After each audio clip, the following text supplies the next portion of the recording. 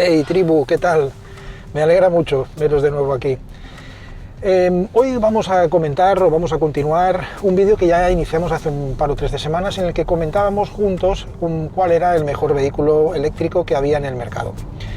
Este vídeo pretendía poner a debate o analizar, pues bueno, si efectivamente existe un único modelo, una única versión, una única marca que sea especialmente adecuada como vehículo eléctrico, y llegamos un poco a la conclusión de que efectivamente para cada usuario, para cada necesidad, para cada persona, podía haber un tipo de vehículo que fuera más o menos, digamos, acertado. En este análisis dejamos claro desde el principio que vamos a dejar fuera de este estudio todos aquellos vehículos que pudieran ser considerados por la propia Dirección General de Tráfico como cero emisiones, pero que realmente no fueran 100% eléctricos, con lo cual, sobre el papel, estos vehículos sí que están emitiendo, generando emisiones contaminantes y sí que están generando pues, partículas en suspensión, y que por tanto son vehículos que de alguna manera en determinados rangos de utilización pues efectivamente contaminan. Bueno, la cuestión es, vamos a intentar en esta segunda parte del vídeo analizar exclusivamente aquellos vehículos que son híbridos enchufables. Vamos a hablar de los pros y de los contras de esta tipología de vehículos que, como decíamos, tienen una catalogación por la etiqueta de la Dirección General de Tráfico como cero emisiones, pero que efectivamente todos sabemos que tienen unos rangos de autonomía en 100% eléctrico bastante limitados. Vamos a hacer, por tanto, comentarios en relación a los pros y los contras de este tipo de vehículos. Empezamos por los contras, es decir, por aquellos elementos que digamos que no los hacen especialmente favorecedores. El primer elemento que juega en contra de este tipo de vehículos es la diferencia de coste que tienen estos vehículos híbridos enchufables en relación a sus homólogos 100% térmicos. Es decir, un coche 100% térmico de la marca BMW, el modelo, por ejemplo, Mini Countryman, ahora pondremos aquí una serie de ejemplos que lo podrán determinar de manera muy clara, tiene un coste, puede ser gasolina, puede ser diésel, pero tiene un coste determinado. Este mismo vehículo, dotado de una tecnología híbrida, con batería y con enchufe, y por tanto con un motor eléctrico, tiene un incremento de precio respecto de la versión, digamos, homóloga en térmico, en 100% térmico, muy relevante. Pues esto es un valor que hay que tener en cuenta, es un valor, digamos, en este caso, pues en negativo. Después hay otro elemento que me parece también fundamental, y es que un vehículo híbrido enchufable tiene, además de todo lo malo, entre comillas, de un vehículo térmico, tiene también todas aquellas cosas que tiene un vehículo eléctrico. Es decir, le sumamos a la problemática estándar de un vehículo 100% térmico, pues bueno, una serie de elementos, de dotaciones que no tiene un térmico y sí lo tiene este híbrido enchufable. Por tanto, le hemos de sumar, aparte de todas esas problemáticas, la batería, el conversor, el cargador, etc. Por tanto, estamos hablando de que tenemos un vehículo que puede tener más problemas que cualquier otro vehículo, porque lo lleva todo. Esto además lleva aparejado un sobrecoste de mantenimiento, y por tanto, en función de cómo tengamos contratado nosotros este sistema de contratación con la marca, podría llegar a darse el caso de que, si el mantenimiento queda cubierto por las cuotas de contratación al inicio del contrato, pues bueno, podrías llegar, digamos, de alguna manera a que queden asumidas dentro del coste de la compra del vehículo. Pero por otro lado, si este vehículo tuviéramos la tendencia a alargar más su vida útil, podríamos acabar viendo que probablemente los costes de mantenimiento serían todavía más relevantes, ¿vale? Bajo mi punto de vista, estos son los dos elementos con mayor relevancia en cuanto a quitarle, digamos, puntos a la compra de un vehículo híbrido enchufable.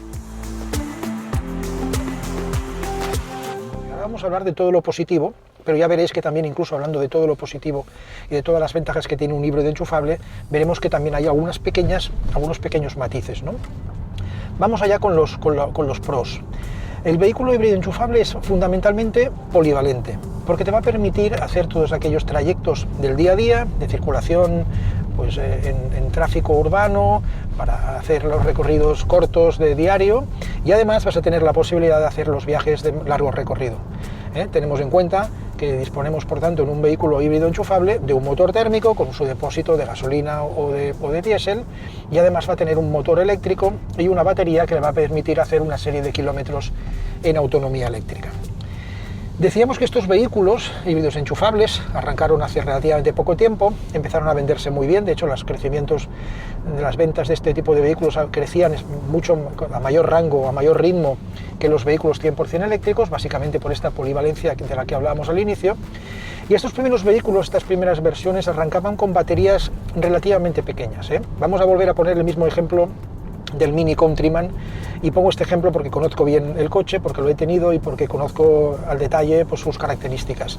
Vale, este vehículo arrancaba con una batería de 7,6 kilovatios. Esta batería de 7,6 kilovatios, en teoría, de forma homologada, en ciclo de homologación WLTP, ofrecía 42 kilómetros de autonomía en formato eléctrico, en modo eléctrico. Esta autonomía es la mínima que para homologar un vehículo se requiere para que se pueda considerar que es un vehículo de cero emisiones. La realidad es que estos 42 kilómetros jamás fueron conseguidos en modo eléctrico, es decir, se podían conseguir 28, 29, 30, creo que todo lo más que conseguí fueron 30 o 31 kilómetros. Al final, en este caso y en estas primeras versiones, esta solución te permitía resolver gran parte de los problemas de los modos de uso, digamos, urbanos o interurbanos, pero teniendo en cuenta que la limitación eran unos 30 kilómetros, probablemente para determinados tipos de personas podían quedar un poco reducidos estos alcances y por tanto podían quedar un poco cortas estas pretensiones de circular en 100% eléctrico.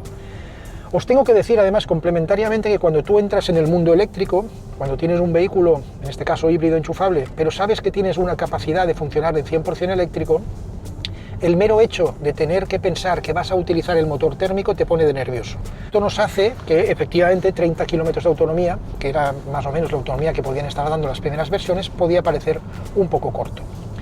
Esto se ha ido resolviendo a lo largo del tiempo, básicamente por estas circunstancias que estoy comentando y que probablemente son una evidencia, tal evidencia que los fabricantes han ido incorporando mayor batería a estos vehículos. En la fecha actual los vehículos se están homologando para 40, para 50, para 60, para 70, para 80, incluso para, en algunas versiones contadas, hasta 100 kilómetros de autonomía. Insisto que estos datos que estoy dando son datos de homologación en ciclo WLTP, lo que quiere decir que la realidad siempre está un poquito por debajo. Decíamos que hay vehículos que tienen incluso baterías de 30 kilovatios para dar servicio, digamos, de forma secundaria al motor térmico. 30 kilovatios en una batería de un vehículo como soporte al motor térmico, pues es mucha batería, también es un sobrepeso y también es una sobrecarga que el vehículo tiene que soportar. En cualquier caso, este tema parcialmente ya ha estado resuelto.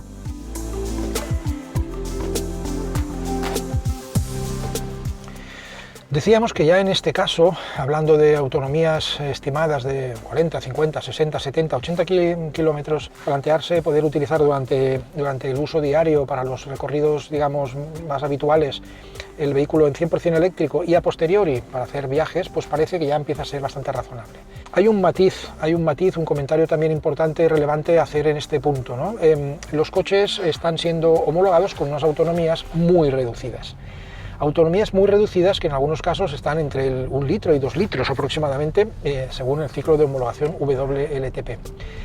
Este ciclo de homologación WLTP lo que está considerando para este tipo de vehículos es que en los primeros 100 kilómetros del recorrido el coche va a realizar 40, 50, 60, 70 kilómetros en autonomía eléctrica, con el motor eléctrico, por tanto con la batería, y el resto son los que va a tener que llevar a cabo a través del motor térmico o el motor de combustión, ¿no?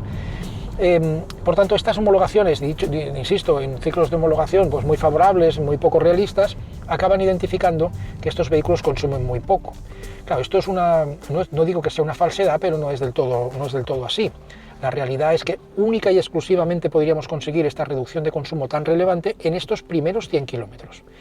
Exclusivamente porque una vez que hubiéramos finalizado, hubiéramos agotado la batería, los siguientes 100 kilómetros y los otros 100 kilómetros y los siguientes 100 kilómetros, si estuviéramos haciendo un viaje, estaríamos por tanto utilizando exclusivamente el motor térmico, estaríamos por tanto, además del peso del coche de estándar, estaríamos arrastrando un motor eléctrico, una batería, un cargador, un inversor, una serie de elementos que no tiene un coche térmico y por tanto el consumo en esos siguientes 100 kilómetros en cada tramo serían bastante superiores a los que tendría un coche térmico convencional.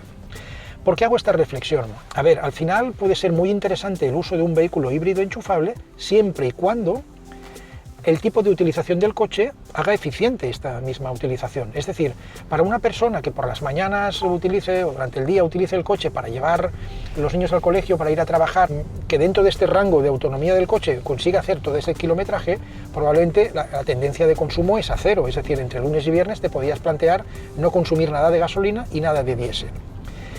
Para que esto pase, el vehículo tiene que estar sí o sí cargado.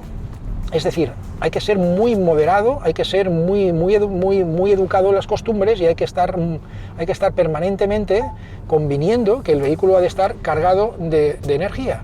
Porque si no fuera así, no tiene ningún sentido comprarse un híbrido enchufable. Un híbrido enchufable que no tenga la carga de la batería y que por tanto no pueda funcionar en modalidad eléctrica, y esto al final no deja de ser pues una utilización que puede llegar en función de tus características, de dónde tengas tu vivienda, de si tienes el punto de carga accesible, o lo mismo te pueda pasar en el trabajo. Podría llegar a pasar que estuvieras utilizando un vehículo híbrido enchufable con un consumo mucho más elevado que un vehículo térmico convencional. Por tanto, primer aspecto muy relevante, hemos de ser muy ordenados con la utilización del vehículo.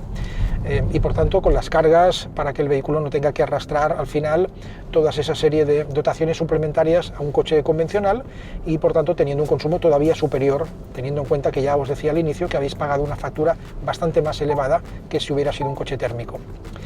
Este elemento, decíamos, es muy relevante. Por otro lado, efectivamente, si dentro de tu utilización habitual del coche vas a llevar a cabo recorridos de unas distancias que van a poder estar dentro de estos rangos de utilización, un coche híbrido enchufable puede ser una solución muy interesante. Otros elementos en los que hay que tener en cuenta en cuanto a un híbrido enchufable: normalmente los vehículos híbridos enchufables tienen unos depósitos de gasolina un poco más pequeños que los vehículos térmicos homólogos. Esto hace que normalmente en procesos de viaje, teniendo en cuenta que una vez que has agotado la batería, el coche consume un poco más que su homólogo en térmico y además tiene un depósito de gasolina un poco más pequeño, normalmente tienes que llevar a cabo pues, paradas durante el recorrido, durante el viaje, un poquito más habituales, ¿vale? Entonces esto es otro elemento que hay que tener también en consideración. Por lo demás, los vehículos híbridos enchufables, que insisto, como decíamos al inicio, están teniendo, o sobre todo a los inicios, han tenido un comportamiento en ventas realmente relevante, se han estado vendiendo en proporción mucho más que los vehículos eléctricos. Es verdad que esta tendencia está empezando a cambiar, es verdad que las normativas que regulan estas catalogaciones de los vehículos también están en proceso de avance. Es muy probable que en poco tiempo pues, determinados vehículos que hoy en día sí están catalogados cero emisiones acaben no siéndolo. Y es verdad que un vehículo, cuando esté circulando en 100% eléctrico o en ciudad o en entornos urbanos, pues bueno, pues no vas a emitir gases contaminantes ni micropartículas al ambiente. Pero es verdad que estos vehículos al final no son cero emisiones y que por tanto, en función de cómo las políticas gubernamentales o de gobernanza o de normativa vayan evolucionando, probablemente estos vehículos acabarán siendo penalizados evidentemente mucho antes que los 100% eléctricos. Por tanto, la reflexión final que yo hago es: ¿interesa comprar un híbrido enchufable? Bueno, pues interesa comprar un híbrido enchufable exclusivamente en determinadas situaciones, ¿eh? Solamente si la utilización va a ser muy extensiva durante determinados momentos de la semana en ciudad y que por tanto te vas a poder aprovechar en gran medida de las baterías de este vehículo y que por tanto no vas a consumir combustibles fósiles. Si además vas a hacer viajes con cierta regularidad que te van a requerir, por tanto vas a tener la necesidad de disponer de este motor térmico para poder hacer estos viajes y no tener un rango tan limitado. Si no, y mi recomendación probablemente sería, y que en la mayor parte de los casos un coche eléctrico te va a cubrir mejor tus necesidades, que un coche eléctrico probablemente que decíamos que ya han evolucionado de tal manera que ahora las baterías de estos vehículos eléctricos te están pudiendo garantizar en la mayor parte de los casos 400 kilómetros de autonomía, que las cargas son cada vez más rápidas, que te permite, con la red de infraestructura cada vez más ampliada, te permite hacer pues, estas cargas de forma mucho más sencilla y más rápida que antes. Por tanto, yo creo que habéis de valorar muy claramente la diferencia de coste que tendría tomar la decisión de comprar un coche térmico tomar la decisión de un coche híbrido enchufable con un muy mayor coste de adquisición y probablemente que, por tanto, la distancia para tomar la decisión de comprar un 100% eléctrico, que al final es el vehículo que claramente va a resolver gran parte de los problemas que vamos a tener, sobre todo en los entornos de las ciudades, pues nos puede ayudar a tomar esta decisión. En fin, yo creo que con estas pequeñas reflexiones y alguna consulta que me podáis formular por algún tema que probablemente habrá quedado un poco corto, que no habrá quedado suficientemente clarificado, pues entiendo que podemos dejar aquí el vídeo. Espero vuestros comentarios y para que pueda hacer todas aquellas análisis o informaciones o incorporar informaciones que preciséis. Nos vemos en el próximo vídeo. Hey tribu, recordad sobre todo suscribiros al canal para que podamos seguir viéndonos en las próximas pruebas que os prometo que van a ser súper interesantes.